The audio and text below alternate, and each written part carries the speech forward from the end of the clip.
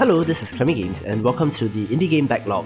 In this episode, we will take a look at Xenon Valkyrie, a rogue-lite platformer with RPG elements developed by Diabolical Mind and released on Steam in February 2017. For disclosure, I received this game for free. In contrast with the anime goals used on its Steam page, this actually utilizes pixel art, but I found the levels to be a little visually cluttered due to the color scheme and no clear indication of your character, leading to simple mistakes like jumping onto spikes. It does feature 3 playable characters, differing in starting weapons and special abilities, as well as an RPG-like progress system where you get XP for killing enemies, which levels you up, granting talent points which can upgrade your stats. The main story here isn't that clearly explained, but you are delving into the depths of the moon in order to fight against an evil witch. But the minute-to-minute gameplay did keep me going.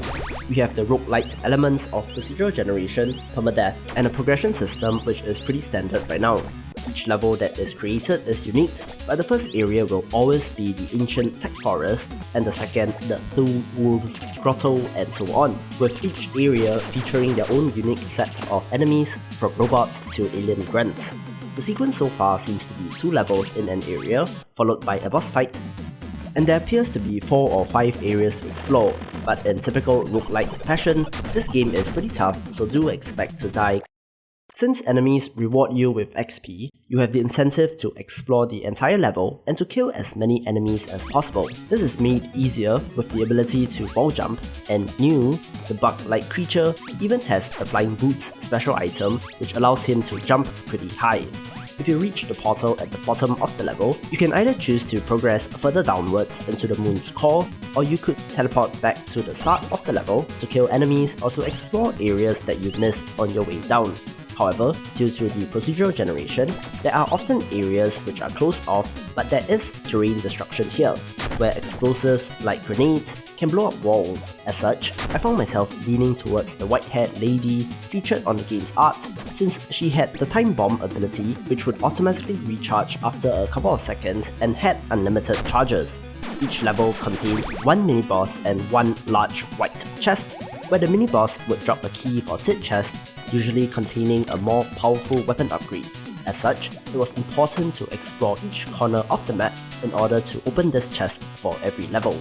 As mentioned, reaching the portal allows you to progress further, where in between levels are shops and a monolith that allows you to assign your talent points gained from leveling up.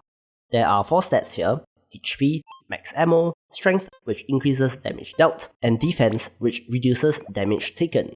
Shells, the primary currency, can be used to purchase items like potions which heal your character, a shield, and most importantly, Temerite, which is the progression currency here.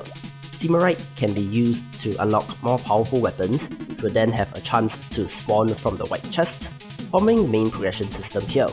However, the different weapons did not feel all that different to use and simply represented a power boost based on the larger numbers displayed. There were no cool projectiles or much variety in the weapons, unlike something like Enter the Gungeon for example, so I thought this was a wasted opportunity. After defeating a boss, you get an in-run upgrade, such as a higher jump or the Vampire Ring, which restores HP after killing a certain number of enemies, meaning that there is some variety and variance here within the run.